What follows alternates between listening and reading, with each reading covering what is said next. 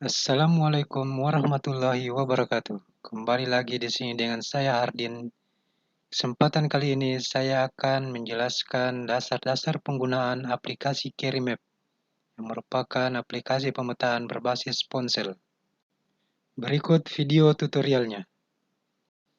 Setelah mendownload aplikasi pada Play Store, kita dapat langsung membuka aplikasi CarryMap. Berikut adalah tampilan awal daripada aplikasi CarryMap setelah kita membuka. Terdapat pilihan untuk default map-nya. Kita klik, kemudian akan muncul gambar peta dunia yang merupakan peta dasar daripada CarryMap. Untuk titik merah ini merupakan titik lokasi kita saat ini. Kita dapat zoom dengan menggunakan jari kita atau menekan tombol plus atau minus. Selain itu, dapat pula menampilkan berbagai macam jenis base map dengan cara menekan menu di pojok kanan atas, lalu memilih Add Base Map, kemudian banyak tampilan untuk jenis base map yang akan kita gunakan. Di sini saya akan menggunakan jenis base map CarryMap. Kita tunggu beberapa detik agar tampilan base map dapat muncul di layar. Kita klik OK, lalu kemudian layar telah muncul. Sebelumnya kita menonaktifkan base map world map, sehingga base map yang kita pilih dapat tampil sesuai dengan yang kita harapkan. Selanjutnya, untuk melakukan pengaturan, kembali kita klik menu pada pojok kanan atas, kemudian pilih setting. Kita coba mengubah sistem koordinat. Karena Samarinda ini berada pada posisi zona 50S, kita cari zona 50S pada sistem koordinatnya. Kemudian kita scroll. Sistem koordinat telah berubah menjadi zona 50S. Kemudian ini adalah informasi pada peta, nama peta, pembuat peta, perusahaan atau unit kerja pembuat peta.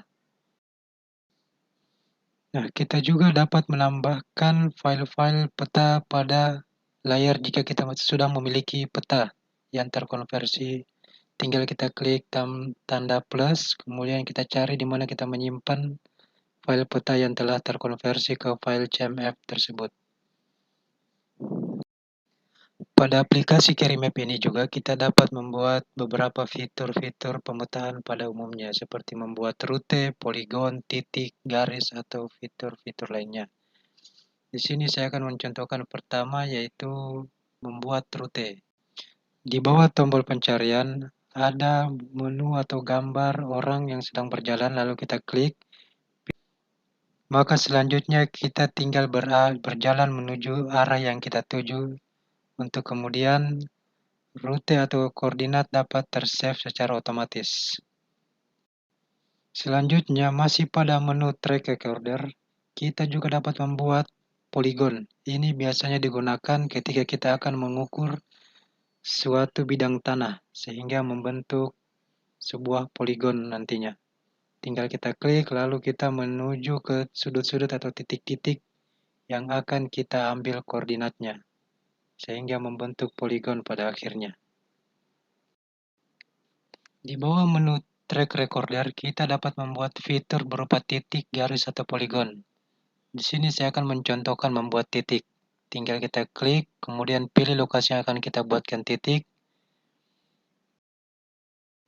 Lalu pilih menu Add Point, scroll ke atas, pilih Nothing is Set untuk membuat fitur baru, klik Create New, buat nama titik tanpa menggunakan spasi, lalu tekan Create.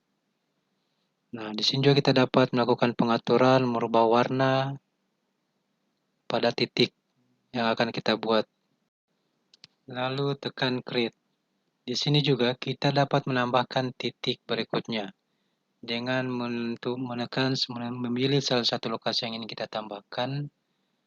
Kemudian tekan Add Point, lalu tentukan di mana kita akan menambahkan titik. Klik titik contoh atau nama poin, kemudian tentukan nama, lalu tekan Create. Nah, telah dapat ditambahkan titik. Di sini kita akan menambahkan beberapa titik dengan cara yang sama. Tentukan lokasi titik yang ingin kita tambahkan, kemudian create point. Tinggal kita menekan tombol biru bertuliskan create. Kita juga dapat menambahkan nama pada name fitur. Nah, berikut pembuatan titik pada query map. Selain membuat titik, kita juga dapat membuat line atau garis. Masih pada menu yang sama, di sebelah pilihan menambahkan titik terdapat dua buah titik yang dihubungkan oleh garis. Kita klik, kemudian kita tekan create new untuk membuat file terlebih dahulu. Buat nama tanpa menggunakan spasi. Jadi caranya sama halnya saat membuat titik. Lalu setelah itu kita tentukan dua buah titik atau beberapa titik yang akan dihubungkan oleh garis. Kemudian tekan create. Nah, garis telah dapat kita lihat 3 buah titik membentuk 2 buah garis. Kita dapat melihat informasinya dengan men-scroll ke atas, yaitu untuk melihat panjang garis yang telah kita buat. Nah, selanjutnya kita akan membuat poligon. Di sebelah gambar add line kita menekan add polygon, kemudian kita lakukan cara yang sama saat membuat titik dan garis. Lalu setelah itu kita tentukan beberapa titik yang akan kita hubungkan menjadi sebuah poligon. Di sini saya mengambil contoh pada titik yang kita buat sebelumnya, kita buat di atasnya poligon sehingga terbentuk sebuah kotak. Lalu tekan create hingga terbentuklah sebuah poligon. Kita dapat melihat informasi poligon dengan scroll ke atas untuk melihat keliling maupun luas daripada poligon yang telah kita buat tadi. Selain menu track recorder dan add fitur, terdapat pula menu untuk mengukur jarak atau mengukur keliling sebuah poligon. Nah, di bawah tombol menu terdapat gambar mistar. Kita dapat memilih yang pertama, yaitu untuk membuat atau mengukur jarak dua buah titik atau beberapa titik yang terhubung ke dalam garis. Tinggal kita tekan atau memilih lokasi-lokasi yang akan kita ukur jaraknya, hingga kita dapat melihat total jarak. Kemudian kita dapat mengukur sebuah poligon dengan satuan meter persegi.